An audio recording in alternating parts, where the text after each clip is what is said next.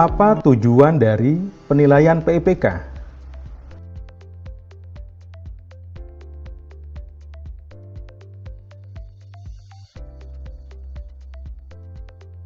Bagaimana penilaian PIPK dilakukan? Pada Peraturan Menteri Keuangan Nomor 17 Tahun 2019 terdapat pedoman penilaian PIPK.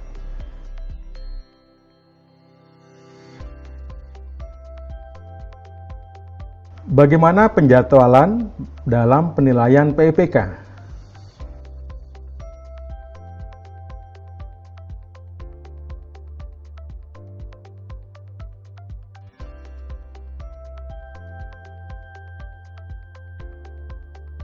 Sobat pembelajar, seperti pembahasan sebelumnya, kita sudah bahas apa saja ruang lingkup dalam penilaian PIPK.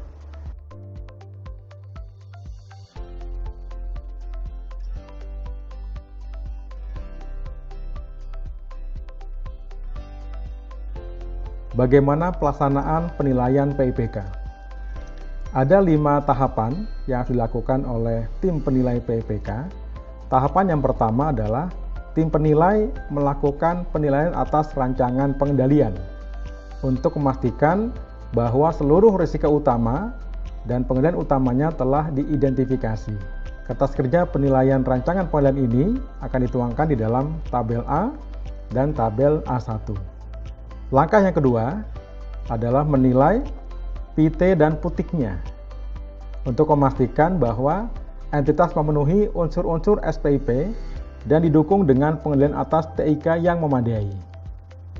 Kertas kerja untuk penilaian PT maupun putik ini menggunakan tabel B1 dan tabel B2.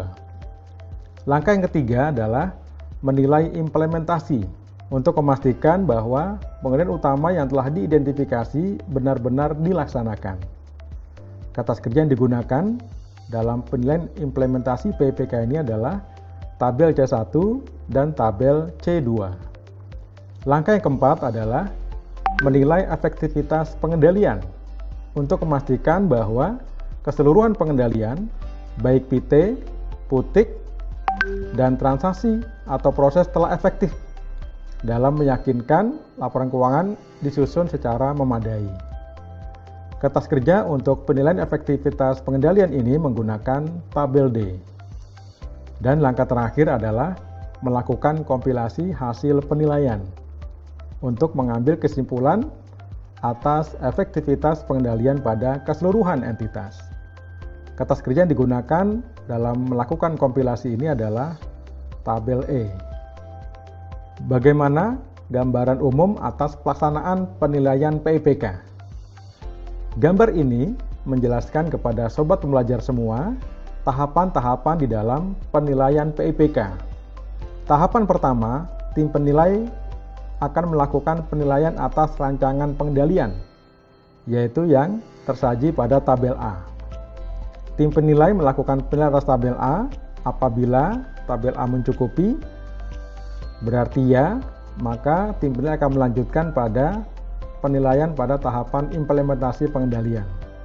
Apabila tabel A tidak cukup, kemudian feedback diterima oleh manajemen, maka nanti tim penilai akan memperbaiki tabel A atau bisa juga membuatkan tabel A1. Selanjutnya tim penilai akan melanjutkan tahapan penilaian implementasi atau pelaksanaan PIPK. Apabila feedback atas tabel A tidak diterima oleh manajemen, maka tim penilai akan jadikan tabel A tadi sebagai temuan. Kemudian setelah dilakukan penelitian lanjutan akan dituangkan dalam laporan penilaian. Nah, setelah penilaian atas tabel A selesai, maka tim penilai melanjutkan atas penilaian pelaksanaan PIPK, yaitu berupa pengujian pada tabel B1, tabel B2, tabel C1, tabel C2, kemudian sampai penuangan temuan pada tabel D dan kompilasinya pada tabel E. Selanjutnya, tim penilai akan menuangkan hasil penilaian PIPK-nya ke dalam laporan penilaian. Sobat pembelajar, pada gambar ini dibedakan apa saja yang dilakukan oleh penerap dan penilai. Nah, pada materi penilaian, sobat pembelajar fokus pada kolom yang sebelah kanan, yaitu kolom penilai. Jadi kalau kita ringkaskan materi-materi sebelumnya, maka tim penilai tahapan pertamanya adalah menyusun perencanaan PIPK.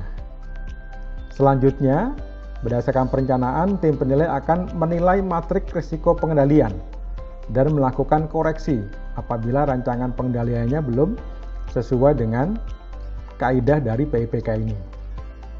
Setelah rancangan dinilai, selanjutnya tim penilai akan melakukan penilaian pada level satker, yaitu berupa menilai PT dan putik, tabel B1 dan B2, selanjutnya menilai implementasi pengendalian, tabel C1 dan tabel C2, berikutnya adalah menilai efektivitas pengendalian dan usulan koreksi, dituangkan dalam tabel D, dan terakhir adalah melakukan kompilasi hasil penilaian yang dituangkan pada tabel E. Tabel E digunakan untuk level Kanwil, Eselon 1, dan Kementerian. Sobat pembelajar yang berbahagia, berikut ini adalah contoh tabel A yang berisi identifikasi risiko dan kecukupan rancangan pengendalian. Teman-teman penerap manajemen menyusun tabel A ini dari kolom 1 sampai kolom 9. Dan tugas tim penilai adalah melakukan penilaian atas tabel A ini. Dan hasil penilaiannya dituangkan di dalam kolom 10. Apakah rancangan pengendaliannya sudah memadai atau tidak. Jika memadai, pada kolom 10 diisikan ya. Jika tidak memadai, pada kolom 10 dituliskan tidak. Tim penilai tidak berhenti hanya mengisi kolom 10, namun juga menuangkan usulan koreksi, seperti tampak pada gambar berikut ini. Apabila ada kekurangan pada rancangan pengendalian, maka tim penilai memberikan feedback bagaimana rancangan pengendalian yang ideal. Berikutnya, tim penilai juga menuangkan perbaikan atas tabel A ke dalam tabel A1. Tabel A1 ini berisi perbaikan identifikasi risiko dan pengendaliannya. Nah, sobat belajar bisa lihat ya pada tayangan sebelumnya, pada tabel A yang nomor 2, 2B, di situ tidak memadai. Maka tim penilai harus menuangkan bagaimana penyusunan tabel A1 yang berisi 2B ini namun sudah memadai. Ini adalah salah satu tugas tim penilai ketika menilai rancangan pengendalian. Tabel A yang belum memadai disempurnakan di dalam tabel A1. Selanjutnya, setelah penilaian rancangan selesai, tim penilai melakukan penilaian atas pelaksanaan pengendalian. Dimulai dari dengan pengujian pengendalian intern tingkat entitas atau pengujian PT. Pengujian PT dituangkan dalam tabel B1 yang tampak seperti bagan berikut ini. Selanjutnya, tim penilai juga melakukan pengujian putik. Putik adalah pengendalian umum atas teknologi informasi dan komunikasi. Hasil pengujian putik dituangkan di dalam tabel B2 sebagai berikut. Selanjutnya, tim penilai akan melakukan pengujian atribut pengendalian. Pengujian atribut pengendalian dituangkan dalam tabel C1 sebagaimana tampak pada bagan berikut ini. Berikutnya, tim penilai akan melakukan pengujian pengendalian aplikasi yang dituangkan dalam tabel C2 sebagaimana tampak pada bagan berikut ini. Setelah tim penilai mendapatkan hasil penilaian dari tabel B1, B2, C1, dan C2, maka hasil penilaian sebelumnya dituangkan ke dalam tabel D yang berisi penilaian efektivitas implementasi pengendalian dan penilaian kelemahan sebagaimana tampak pada bagan berikut ini.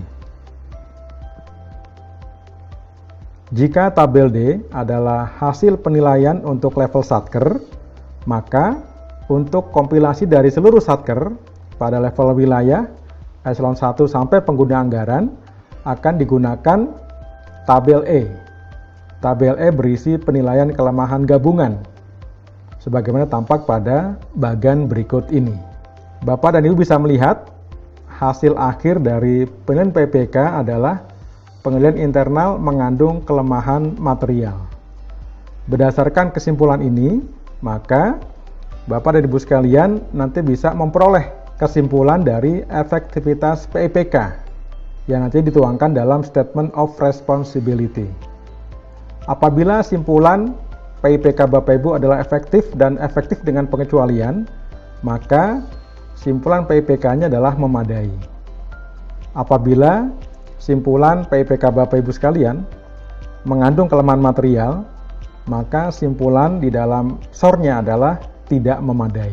PIPK yang memadai atau tidak memadai ini nanti dituangkan dalam laporan hasil penilaian sebagaimana tampak pada bagan berikut ini. Berikutnya adalah terdapat lampiran laporan hasil penilaian sebagaimana tampak pada bagan berikut ini. Laporan hasil penilaian ini nanti akan disampaikan kepada pimpinan entitas akuntansi atau pimpinan entitas pelaporan. Juga disampaikan kepada tim penilai pada level akuntansi di atasnya. Khusus laporan hasil penilaian oleh unit akuntansi pembantu pengguna anggaran eselon 1, pengguna anggaran, juga disampaikan kepada APIP. Bapak Ibu, Sobat Pembelajar, demikian pembahasan mengenai overview proses bisnis penerapan dan penilaian PIPK. Saya harap Bapak dan Ibu telah memahami materi ini dengan baik. Semoga bermanfaat. Sekian dan terima kasih.